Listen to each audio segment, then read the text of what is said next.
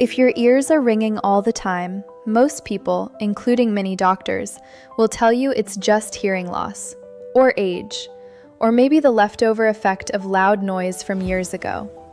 And yes, those things can play a role, but here is something most of them miss, something that changes how you understand that sound. That persistent ringing, buzzing, or hissing that follows you into quiet rooms and keeps you awake at night. Your body is not broken. It is not simply wearing down. It is communicating. And if you are a senior, or even in your 50s or 60s, and that ringing never stops, there is a very real chance your body is lacking one specific thing. Not an expensive medication, not a surgery, not some obscure treatment you have never heard of. A single nutrient. One that most older adults do not get enough of. And once you understand this connection, the way you hear that ringing changes forever. I am Dr. Narges, and this is HealthWise. In this video, we are going to walk through exactly what that hidden deficiency is, why it triggers tinnitus in so many people over 60, and what you can do, starting today, to address the root cause rather than just covering up the noise. But before we get there, I want you to pause for just a moment. Think about the last time you were in complete silence, maybe late at night, or early in the morning before the house wakes up. And instead of peace, you heard it, that high-pitched tone, or maybe a low hum, or a static-like sound that seems to come from nowhere and everywhere at once. If that sounds familiar, you are not alone. Tinnitus affects nearly 1 in 3 adults over the age of 65. 1 in 3. That is not a small number. And for many of them, that sound is not an occasional visitor. It is a permanent roommate. One that interferes with concentration, with sleep, with mood, with the simple joy of sitting in a quiet room with a book or a cup of tea. But here's what is interesting. When most people go to their doctor about this, the standard approach is to check for hearing loss, maybe do a hearing test, and then recommend something like a white noise machine or a fan at night. Or in more serious cases, hearing aids that play a masking sound. And those things can help manage the symptom. They can make the ringing less noticeable. But they do not ask the deeper question. Why is the ringing there in the first place? Why does the brain generate a sound that does not exist in the outside world? Because that is what tinnitus really is. It is not a sound entering your ears from the environment. It is your brain creating a perception of sound in the absence of any external source. And that distinction is incredibly important, because once you understand that the ringing is being generated inside your nervous system, not just in your ears, you start to look at different causes. You start to ask different questions. One of the most overlooked causes in older adults is not about the ear at all. It is about the brain and the nerves that connect your inner ear to your auditory processing centers. Those nerves need specific nutrients to function properly. They need a steady supply of certain vitamins and minerals to send clear signals. When those nutrients run low, the signaling becomes faulty. And a faulty signal coming from the inner ear to the brain can be interpreted by the brain as sound, even when there is nothing there to hear. Think of it like a radio station that is not quite tuned to the right frequency. You hear static, you hear noise. Not because the music is not playing, but because the connection between the broadcast tower and your radio is poor. That static is not the music. It is the symptom of a poor connection. And in the case of tinnitus, that poor connection is often caused by a deficiency that is incredibly common in seniors, but rarely tested for in routine checkups. I have seen this pattern so many times. A patient comes in frustrated, exhausted from months or years of listening to a sound that will not leave them alone. They have tried everything. They have been told to learn to live with it. They have been told there is no cure. And then we run some simple blood work. Nothing exotic, nothing expensive, and we find it.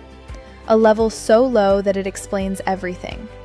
Within weeks of addressing that deficiency, the ringing does not always disappear completely, but it often becomes quieter, less intrusive, more like background noise than a constant intruder. And for some people, it goes away entirely. Not because of a magic pill, but because they finally gave their nervous system what it had been asking for all along. Now, I want to be very clear about something. I am not saying that every case of tinnitus is caused by a nutrient deficiency. There are many causes: ear infections, medications, noise exposure, Meniere's disease, head or neck injuries, even normal age-related changes in the inner ear. But what I am saying is that for a very large number of seniors with persistent tinnitus, a correctable deficiency is playing a major role, and it is almost never investigated. Why? Because most doctors are not trained to think about tinnitus this way. They are trained to think about the ear, the eardrum, the tiny bones, the cochlea, and those structures are important. But the link between nutritional status and nerve function in the auditory system is a more recent area of understanding, one that has not yet made its way into standard medical education. So unless you see a specialist who is actively paying attention to this research, or unless you ask the right questions yourself, you could go years or decades without realizing that something as simple as adjusting your diet or adding a specific supplement could change everything. Before we go any further, I want to invite you to subscribe to HealthWise with Dr. Narges. Every week, I put out long-form, deeply researched videos on the hidden connections in your health that most people never learn about. Not quick tips, not surface-level advice. Real medical insight that helps you understand your body better and make smarter decisions as you age. If that sounds like what you are looking for, go ahead and click subscribe. It makes a real difference in helping these videos reach more people who need this information. Now, let me walk you through exactly what that deficiency is, why it becomes more common as we get older, and how you can find out if it is affecting you. Because the answer might surprise you. It is not the first thing most people guess. It is not vitamin D, although that is important for many things. It is not B12, although that can affect nerve health too. This is different. This is a mineral that plays a unique role in protecting the nerves of the inner ear and regulating the electrical signals that travel from your ear to your brain. And when levels drop even a little below normal, the auditory system is one of the first places you notice the problem. Not everyone notices it the same way. Some people experience ringing. Some people experience a feeling of fullness in the ears. Some people notice that sounds seem distorted, or that they are extra sensitive to loud noises. But the most common complaint by far is the ringing, that high-pitched tone that follows you from room to room and refuses to be ignored. We are going to get into all of that in detail, but first, I want you to really understand why this happens. Not just the name of the nutrient, but the mechanism. Because when you understand how the body works at this level, you stop feeling like a victim of random symptoms and start feeling like someone who can actually do something about them. And that shift in perspective is incredibly powerful. It takes you from fear and frustration to curiosity and action. That is always my goal with these videos, not to scare you, not to sell you anything, but to give you information that helps you see your health more clearly, to help you ask better questions when you talk to your doctor, to help you recognize that many of the things we accept as normal parts of aging are not normal at all. They are signals. And once you learn to read those signals, you can respond to them. You can investigate. You can correct. And you can often reverse or dramatically improve symptoms that you thought you just had to live with forever. So let me ask you again. Is your ears ringing right now? Not because there is any sound in this room, but because your brain is generating one. And if it is, I want you to listen carefully to the rest of this video. Because what I am about to share could be the most important information you have ever received about that sound. And by the time we finish, you will know exactly what to look for, what to ask your doctor, and what small changes might finally give you the silence you have been missing. Now, before I reveal the specific nutrient, I need you to understand why this problem is so widely misunderstood in the first place. Because if you do not understand the mistake, you will keep looking in the wrong direction. And that is exactly what happens with most seniors who suffer from persistent ringing. They look at their ears. They assume the problem is inside the ear itself. The eardrum, the little bones, the cochlea, that spiral-shaped organ filled with fluid and tiny hair cells that convert vibration into electrical signals. And yes, those structures can be damaged. Loud noise over many years, certain medications, infections, even just the natural wear and tear of 8 or 9 decades of life. All of that can affect the ear. But here is what most people do not realize. The ringing is not always coming from damage to the ear. Often, it is coming from a breakdown in the communication line between the ear and the brain. Think about your auditory system like a long cable carrying a signal. At one end, you have your ear, picking up sound waves from the outside world. At the other end, you have your brain, interpreting those signals as music, voices, birdsong, or silence. In between, there is a long pathway of nerves that carry electrical impulses. That pathway requires fuel.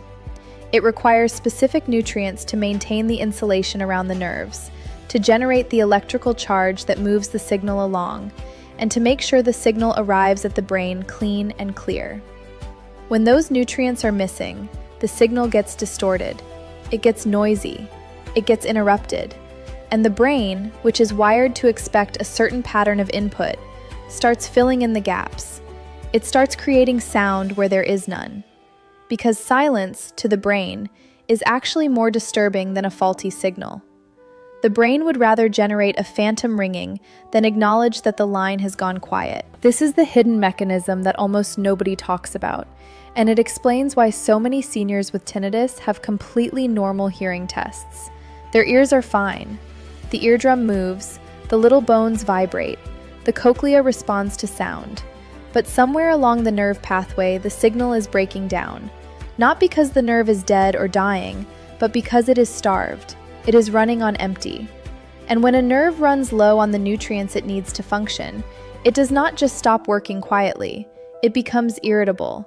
It fires erratically. It sends random signals to the brain that the brain has no choice but to interpret as sound. That is the ringing. That is the buzzing. That is the hissing. That is your auditory nerve, complaining. Not because it is old, but because it is hungry. I want you to sit with that idea for a moment. Your nerve is hungry. That is a very different mental picture than a broken ear. A broken ear might be permanent. Damage to the hair cells in the cochlea, for example, does not grow back. Not in humans, not yet. But a hungry nerve? A nerve that is irritable because it lacks a specific nutrient? That can be fed. That can be supported. That can be calmed. And that is where the real hope lies. Not in a cure for every cause of tinnitus, but in addressing one of the most common and most overlooked causes in people over 60. A cause that is hiding in plain sight, dismissed as just part of getting older, when in fact it is one of the most treatable contributors to persistent ringing. Let me give you an example of how this plays out in real life. Imagine a woman in her late 60s, retired, active. She takes care of herself. She walks every day. She eats what she thinks is a healthy diet. But for the past 2 years, her ears have been ringing constantly. She goes to her primary care doctor, who checks her ears, finds no infection, no wax buildup, no obvious damage. The doctor tells her it is probably age-related hearing loss and suggests she try a white noise machine at night. She does. It helps a little, but the ringing is still there, louder in quiet moments, worse when she is tired or stressed. She learns to live with it, but it drains her. It makes her feel old. It makes her feel like her body is falling apart, and there is nothing she can do about it. Then, by chance, she sees a different doctor for an unrelated issue. That doctor happens to run a blood panel that includes a nutrient most doctors never check. The result comes back. Her level is not just low, it is critically low, below the normal range entirely.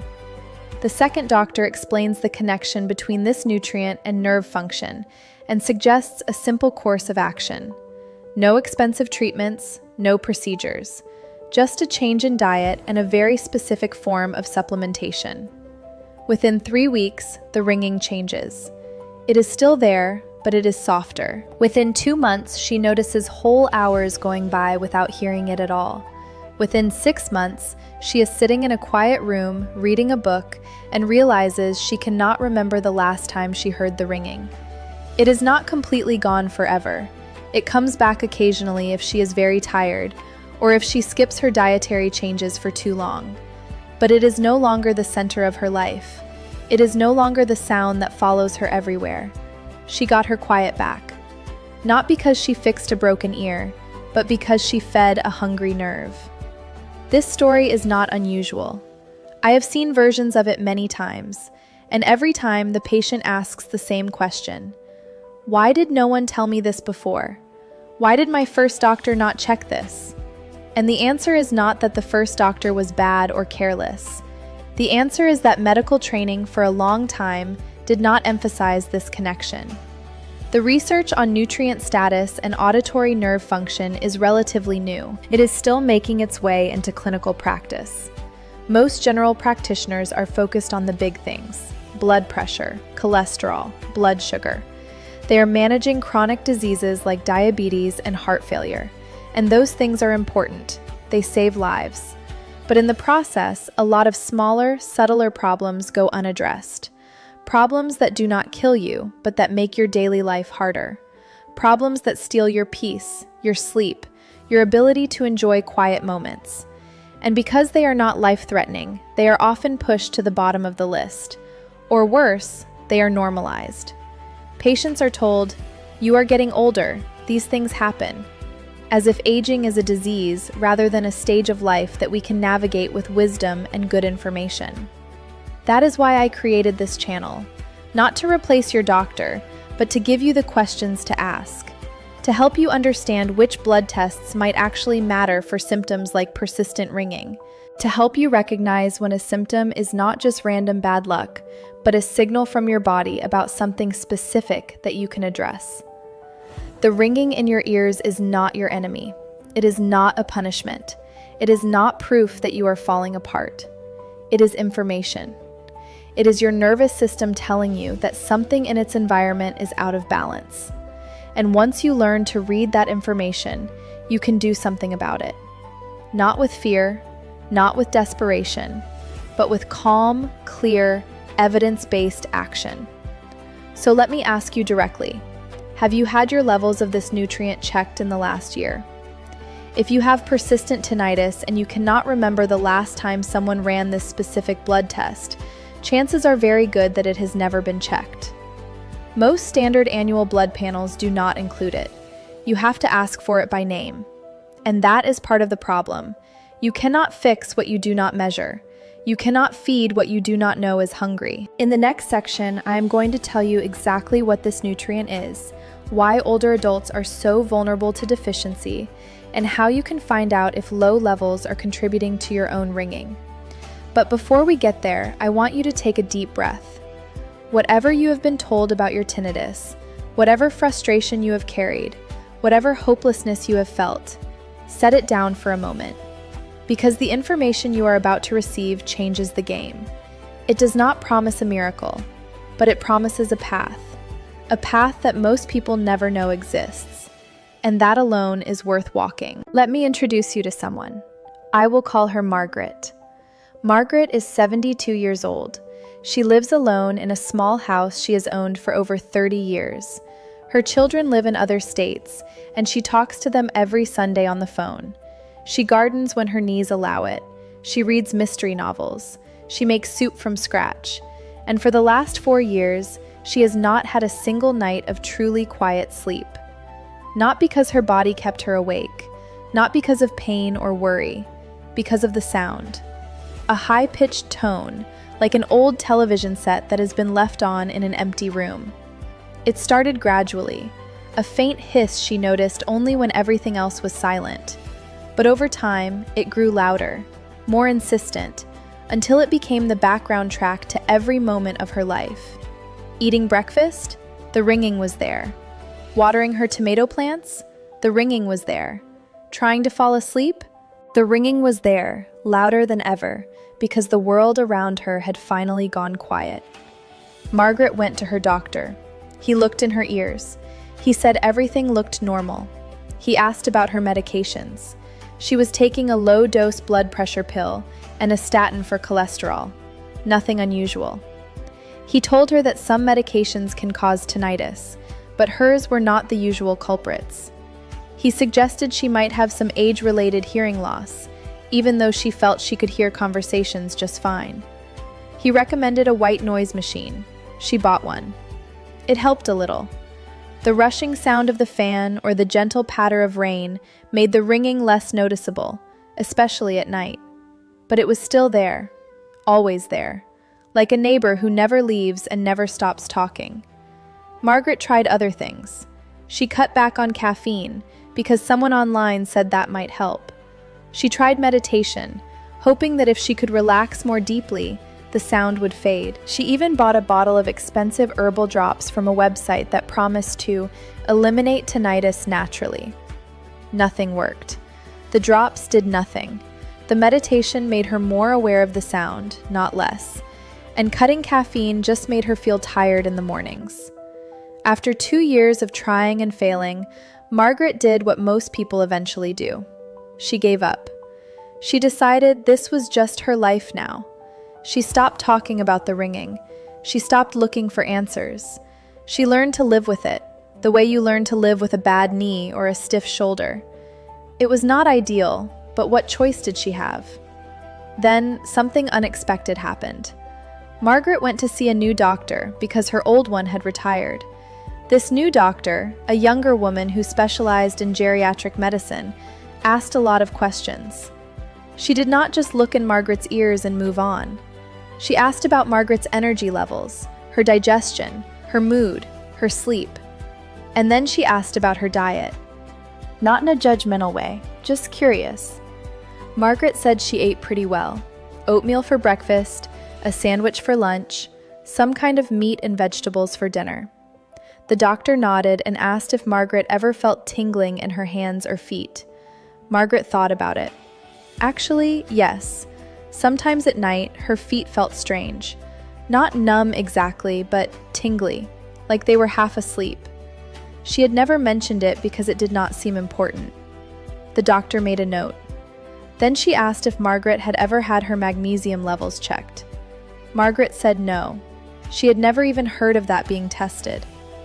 The doctor explained that magnesium is one of the most important minerals for nerve function.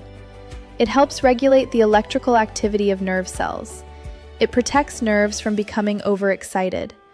And when magnesium levels drop too low, nerves can start firing randomly, sending signals that the brain does not know what to do with. In the auditory system, that random firing often gets interpreted as sound: ringing, buzzing, hissing.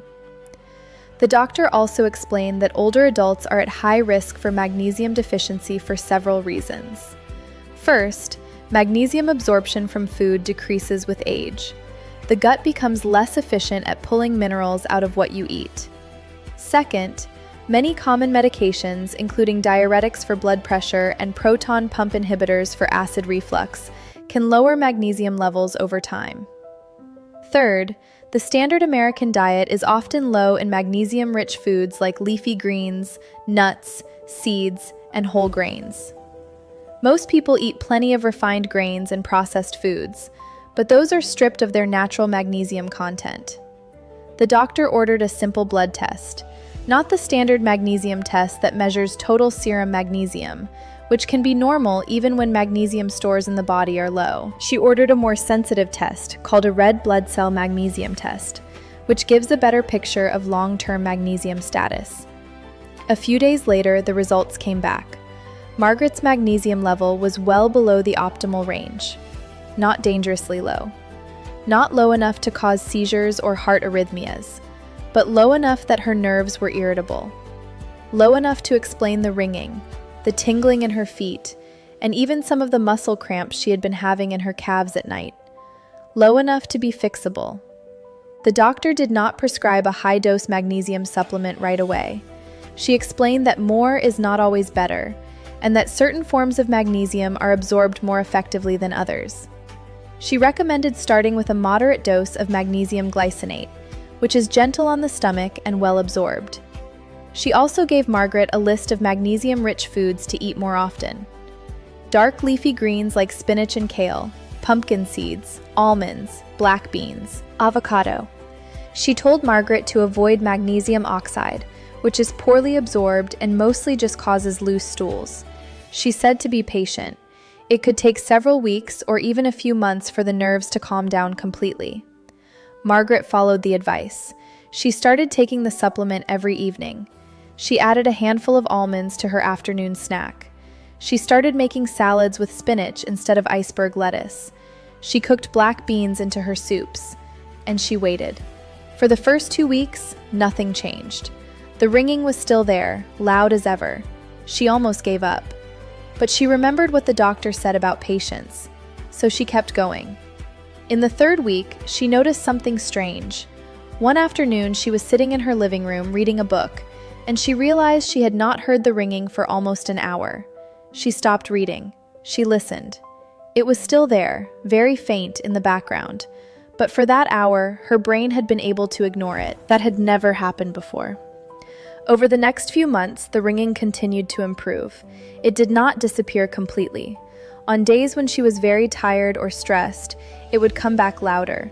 But most days, it was a quiet presence in the background, like the hum of a refrigerator. Something she noticed only when she paid attention.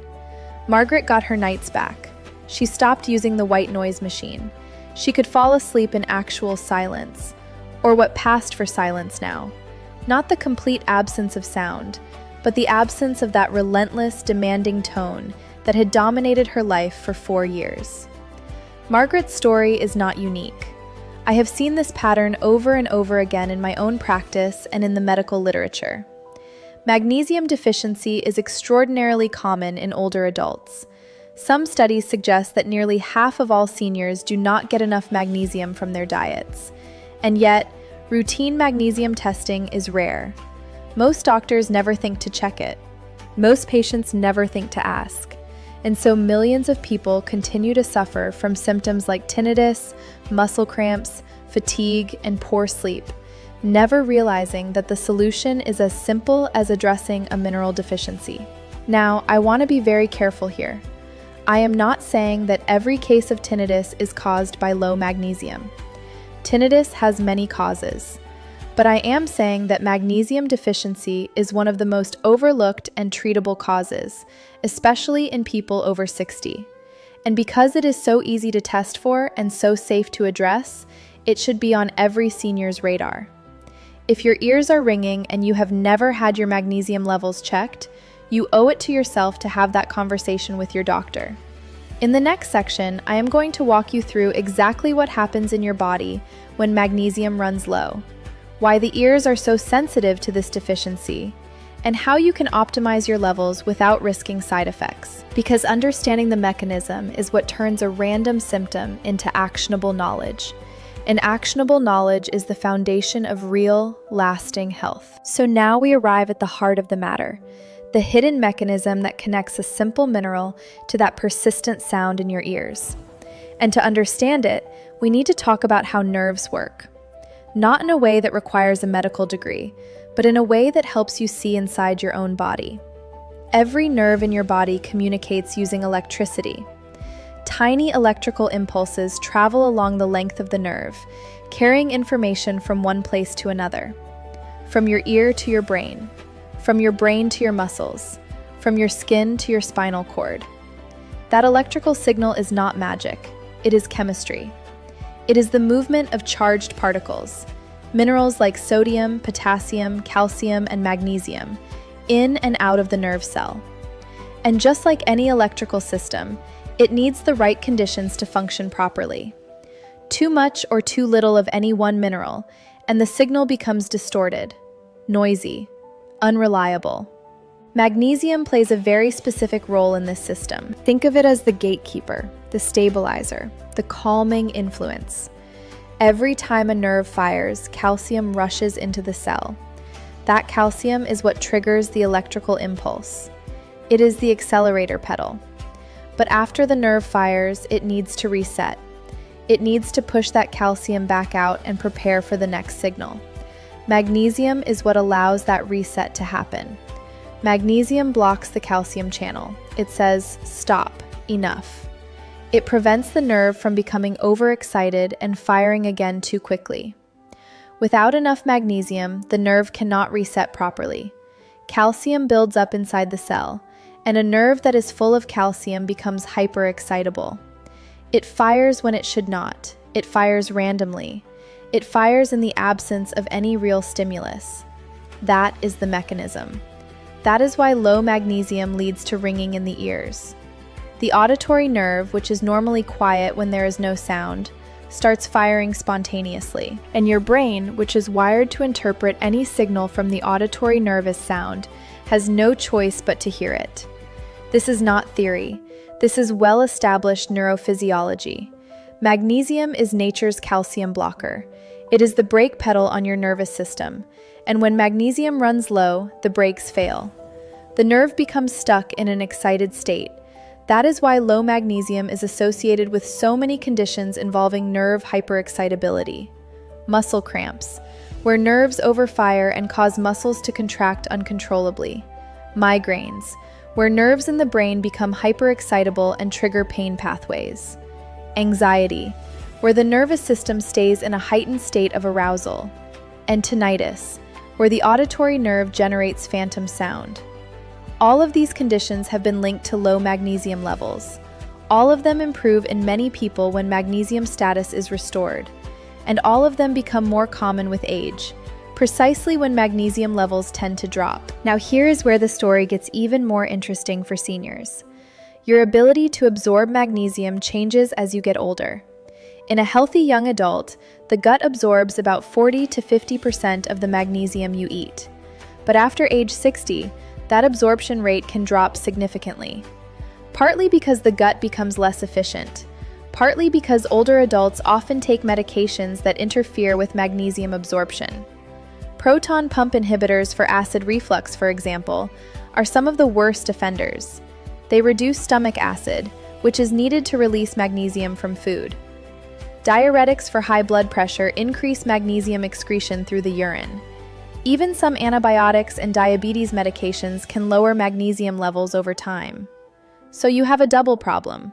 You are absorbing less magnesium from your food, and you are losing more of it through your kidneys. The result is a slow, steady decline that often goes unnoticed until symptoms appear. But there is another layer to this that most people never consider. Magnesium is not just important for nerve function. It is also critical for blood flow. The inner ear is one of the most metabolically active tissues in the body. The hair cells that convert vibration into electrical signals require enormous amounts of energy. And that energy comes from oxygen and glucose delivered by tiny blood vessels called capillaries. Magnesium helps those blood vessels relax and dilate. It improves circulation to the inner ear. When magnesium is low, blood vessels constrict. They become narrower. Less blood flows through, and the inner ear, already vulnerable to damage, becomes even more susceptible to dysfunction. The combination of nerve hyperexcitability and reduced blood flow creates a perfect storm for tinnitus. The nerves are irritable, and the tissues are starved of oxygen. No wonder the brain starts generating sound.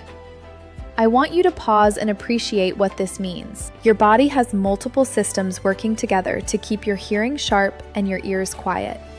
Magnesium supports both the electrical stability of your auditory nerve and the blood flow that nourishes your inner ear. When magnesium runs low, both systems start to fail. Not dramatically, not all at once, gradually, over years, which is why the ringing often starts slowly, a faint hiss here, a brief tone there. But over time, as magnesium levels continue to drop, the symptoms become more persistent, louder, more intrusive, and because the decline is gradual, you might not even notice how much worse it has gotten until you look back and remember when silence was normal. Now, I also need to address a very common question. If magnesium deficiency is so common and so important, why do most standard blood tests miss it?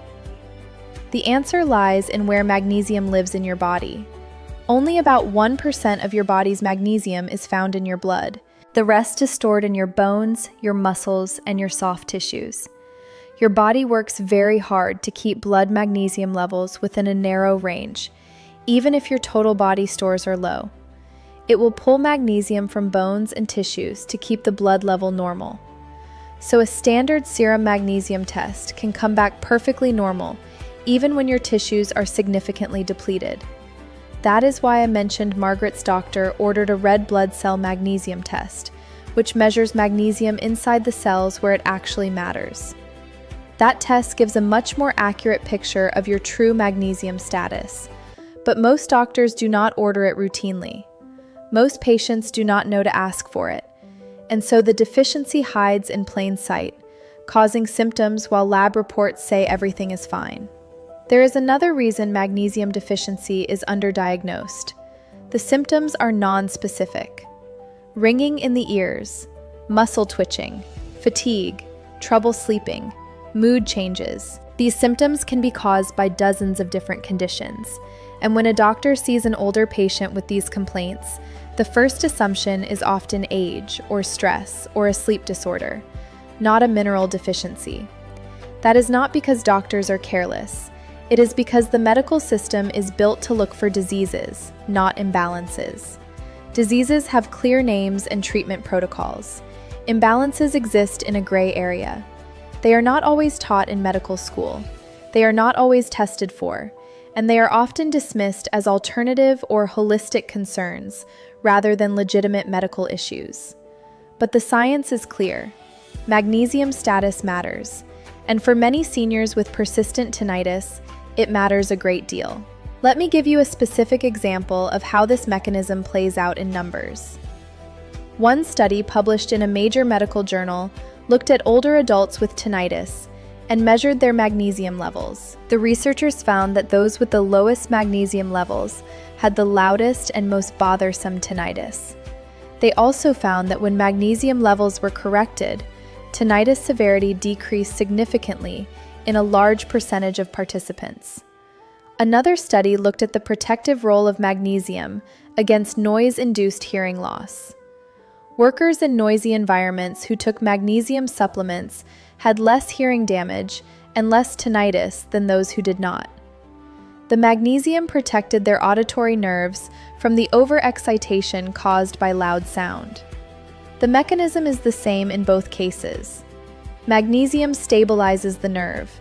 It prevents it from firing when it should stay quiet. Whether the trigger is loud noise, age-related changes, medication side effects, or just the slow depletion of a lifetime of low intake, magnesium acts as the calming hand on an excitable nervous system. So what does this mean for you? It means that if your ears are ringing, you owe it to yourself to consider magnesium status as a possible contributor. Not the only cause, not a guaranteed fix, but a very real, very treatable factor that is almost never investigated. A simple blood test, the red blood cell magnesium test, can tell you where you stand. And if your levels are low, a thoughtful, careful approach to increasing your magnesium intake could change everything. Not overnight, not dramatically for everyone. But for many people, the shift from chronic ringing to occasional, quiet, barely noticeable sound is life-changing. In the next section, I am going to give you the 3 key insights that most people miss about magnesium and tinnitus. Insights that will help you navigate this information without falling for common myths or wasting money on ineffective products. Because knowing the mechanism is one thing. Knowing what to do with that knowledge is everything. Now that you understand the mechanism, how low magnesium makes your auditory nerve hyperexcitable, and how poor circulation to the inner ear makes everything worse, let me share the 3 key insights that most people completely miss when it comes to ringing ears and mineral deficiency. These are the insights that separate people who continue to suffer from people who finally find relief. And I promise you, most doctors will never tell you these things. Not because they are hiding information, but because these details live at the intersection of neurology, nutrition, and preventive medicine. A place where traditional medical training often spends very little time. So listen carefully. This is where knowledge becomes power. The first insight is this. The standard magnesium blood test that most doctors order is almost useless for detecting the kind of deficiency that causes tinnitus.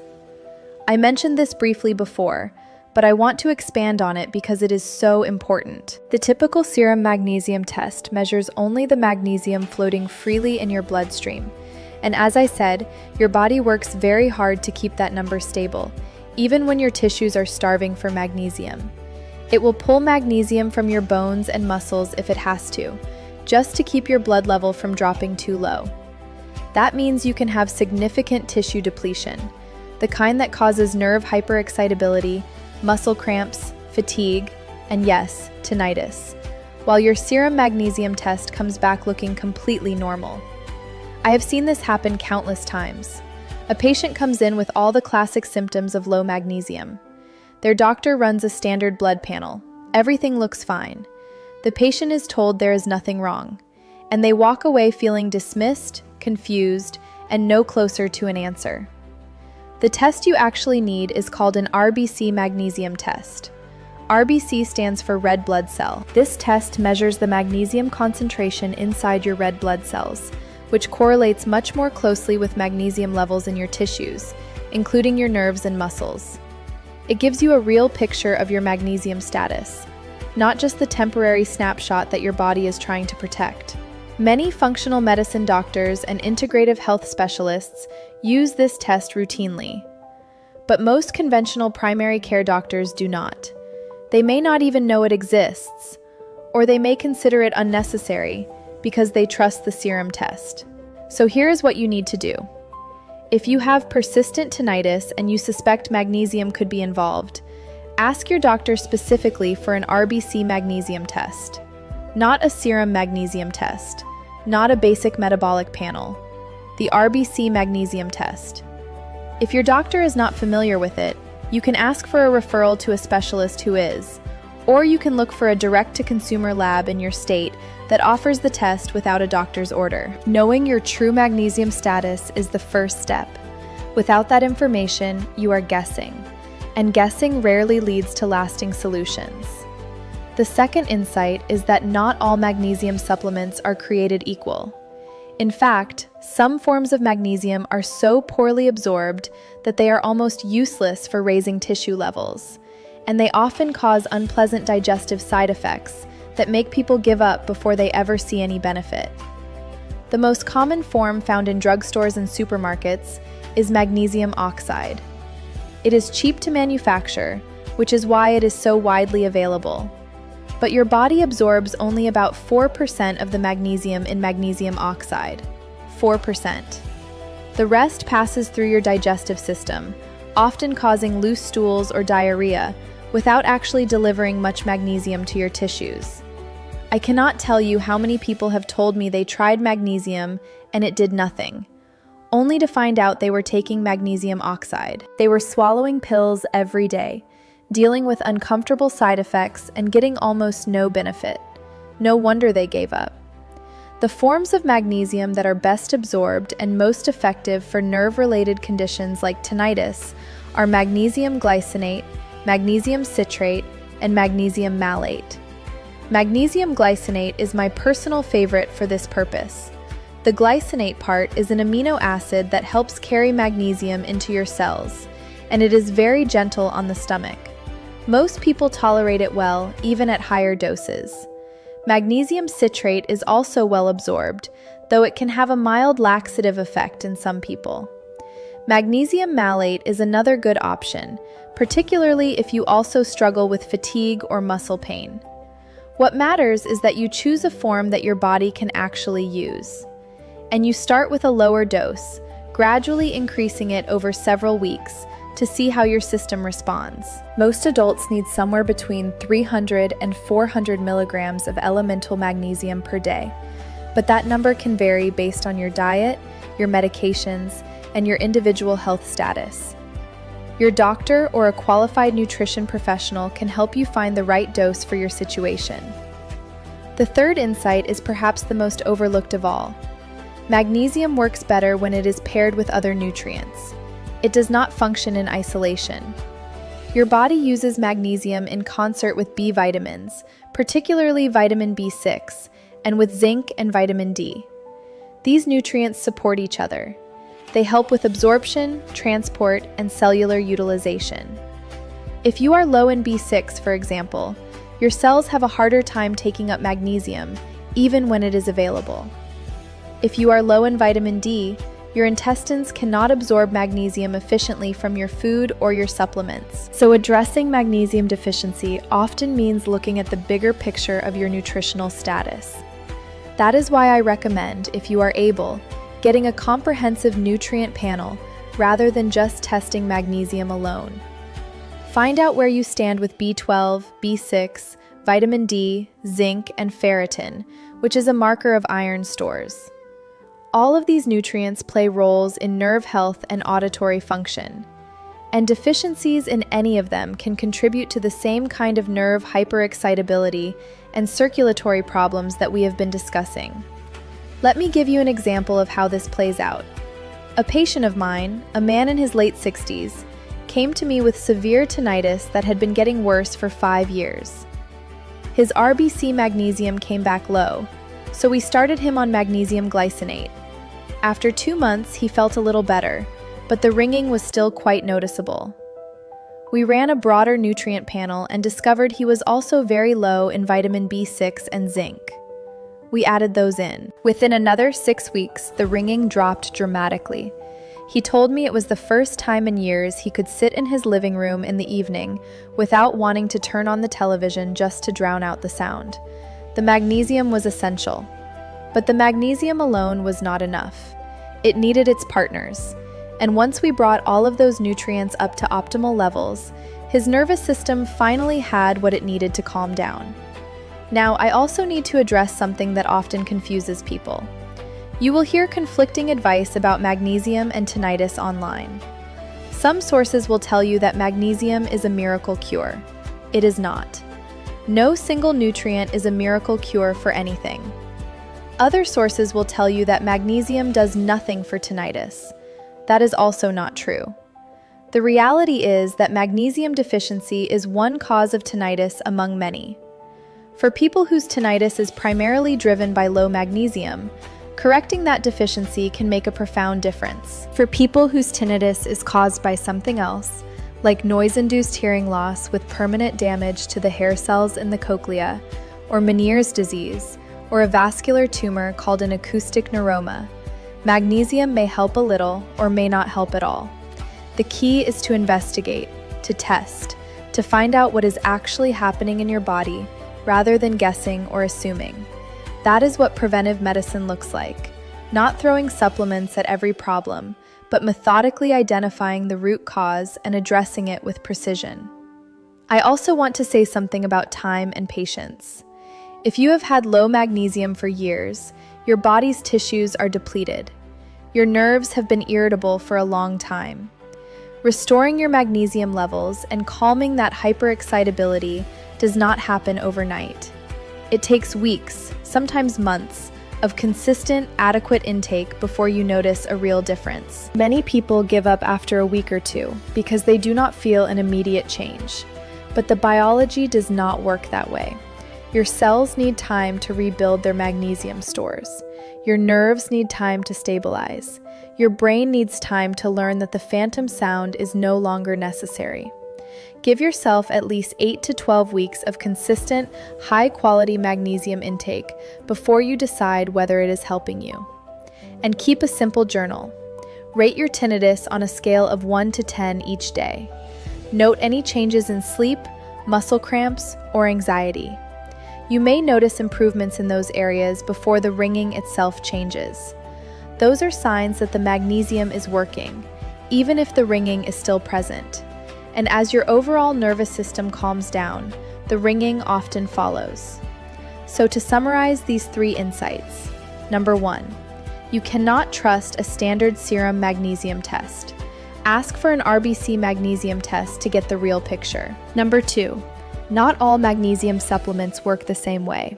Avoid magnesium oxide. Choose magnesium glycinate, citrate, or malate for better absorption and fewer side effects. Number 3, magnesium does not work alone. Check your B vitamins, vitamin D, and zinc. Address the full picture. And be patient. Your body did not become deficient overnight, and it will not correct itself overnight either. In the final section of this video, I want to bring everything together. I want to give you a calm, practical framework for thinking about your tinnitus going forward. Not with fear, not with false promises, but with the clarity and confidence that comes from understanding what is actually happening inside your body.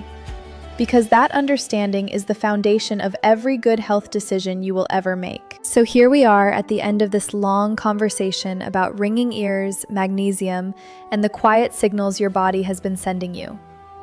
And I want you to take a breath before we go any further. A slow, deep breath.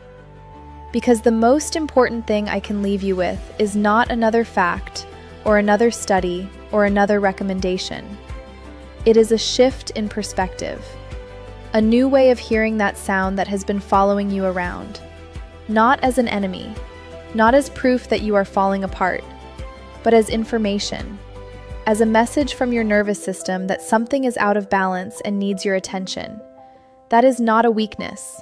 That is wisdom. Your body is talking to you. The question is whether you are ready to listen differently. Let me reframe everything we have discussed. Tinnitus is not a disease. It is a symptom. And like all symptoms, it has causes. Some of those causes are permanent.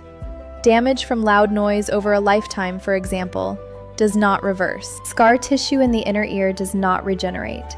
But many causes of tinnitus are not permanent. They are functional. They are about how your nerves are behaving, not whether they are broken. And functional problems can often be improved, sometimes dramatically. A nerve that is hyperexcitable because it lacks magnesium is not a dead nerve. It is a hungry nerve. A blood vessel that is constricted because magnesium is low is not a blocked vessel. It is a vessel waiting for the right signal to relax. These are not irreversible conditions. They are invitations to look deeper, to ask better questions, to investigate rather than accept. I want you to think about the story of Margaret that I shared earlier. Margaret lived with ringing in her ears for 4 years. 4 years of disrupted sleep, of frustration, of feeling like her body had betrayed her. And the solution, when it finally came, was not complicated. It was not expensive. It was not experimental. It was a simple mineral that her body had been running low on. A mineral that her previous doctor had never thought to check. A mineral that most standard blood panels ignore. Once she knew what was missing, she could do something about it. Not with desperation, not with a frantic search for a miracle cure, but with calm, steady, consistent action. She changed her diet. She added a supplement. She gave her body time to rebuild what it had lost. And over the course of several months, her quiet returned. Not absolute silence, perhaps, but silence that felt like silence again. Quiet that she could sink into at the end of the day without that high-pitched tone drilling into her thoughts. Your story may be different. Your tinnitus may have a different cause. It may be related to medication, to an old head injury, to long-ago concerts or factory work or military service. It may be related to a condition like Meniere's disease or otosclerosis or a benign growth on your auditory nerve. I cannot know your specific situation, and no video, no matter how well researched, can replace the judgment of a physician who has examined you and reviewed your medical history. But here is what I can tell you with confidence. Magnesium deficiency is common in older adults. It is underdiagnosed. It contributes to nerve hyperexcitability, including in the auditory system, and it is one of the most treatable causes of tinnitus that we know about. If you have persistent ringing in your ears, and you have never had your magnesium status properly evaluated, you owe it to yourself to have that conversation. Not because magnesium is a magic bullet, but because it is a simple, safe, low-cost thing to check. And if it turns out to be your missing piece, the relief you find could change your life. Let me give you a practical framework for moving forward. 4 steps that anyone can take, regardless of where you are starting from. Step 1. Schedule an appointment with your primary care doctor or a geriatric specialist. Tell them you have persistent tinnitus and you want to explore nutritional causes. Ask specifically for an RBC magnesium test. Also ask to have your vitamin B6, B12, vitamin D, and zinc levels checked. These are all inexpensive tests that provide a wealth of information about your nerve health. Step 2. If your levels come back low or even on the low side of normal, have an honest conversation about supplementation. Ask your doctor which form of magnesium they recommend for your specific situation. If they are not sure, ask for a referral to a nutrition specialist or a pharmacist who understands supplement quality. Step 3. Make dietary changes that support your magnesium levels over the long term. Eat more dark leafy greens like spinach, Swiss chard, and kale. Add pumpkin seeds, almonds, and cashews to your meals. Cook with black beans, chickpeas, and lentils. Choose whole grains like brown rice and quinoa over refined grains. These foods provide magnesium in a form that your body recognizes and absorbs naturally. And step 4, be patient. Track your symptoms. Give your body at least 2 to 3 months of consistent support before you decide whether this path is working for you. Rome was not built in a day, and your magnesium stores will not be rebuilt in one either. I also want to address the emotional side of living with persistent tinnitus, because I know it is not just a sound, it is a weight. It is something that follows you into quiet moments and steals the peace that should be there. It can make you feel isolated, frustrated, even hopeless. I want you to know that those feelings are valid. Living with a constant, unwanted sound is genuinely hard, and no one should tell you to just learn to live with it without first exploring every reasonable avenue for improvement. But I also want you to know that hope is not naive. Hope is the willingness to keep asking questions, keep seeking answers, keep trying things that might help. Even if magnesium is not your answer, the process of investigating your symptoms teaches you something. It teaches you that your body deserves attention, that your complaints are worth taking seriously, that you are not just a collection of aging parts, but a whole person whose quality of life matters. That is the mission of this channel. Healthwise with Dr. Narges exists to help you see your health differently, to move beyond fear and frustration and into curiosity and clarity, to understand the hidden connections that most people never learn about, and to make decisions that support not just a longer life, but a more aware, more peaceful, more present one. If you have made it this far in this video, you are exactly the kind of person I created this channel for.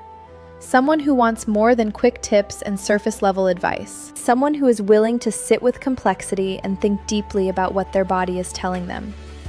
Someone who understands that real health is not about avoiding death, but about living well, with awareness, with intention, with calm. If that resonates with you, I hope you will subscribe, not because I am asking for a favor, but because there is so much more to explore together. The connection between nutrition and nerve health, the overlooked signs of deficiency that masquerade as normal aging, the small, everyday decisions that shape your long-term vitality. I release new videos every week, and each one is built on the same foundation of careful research, clear explanation, and genuine respect for your intelligence and your experience. So go ahead and click that subscribe button. Hit the bell if you want to know when the next video goes live. And in the meantime, take what you have learned here and use it. Talk to your doctor, ask the questions, get the tests. Start the conversation about magnesium and your ringing ears. You may find that the silence you have been missing was not lost forever. It was just waiting for you to understand what your body needed all along. Thank you for spending this time with me. Thank you for caring about your health enough to listen to a long, detailed, thoughtful video instead of scrolling past it. That says something about you. It says you are paying attention. And paying attention is the first step in every healing journey. I am Dr. Narges, and this has been Healthwise. Take care of yourself, not with fear, but with knowledge, with patience, and with the quiet confidence that comes from knowing that your body is always communicating. The question is simply whether you are ready to listen.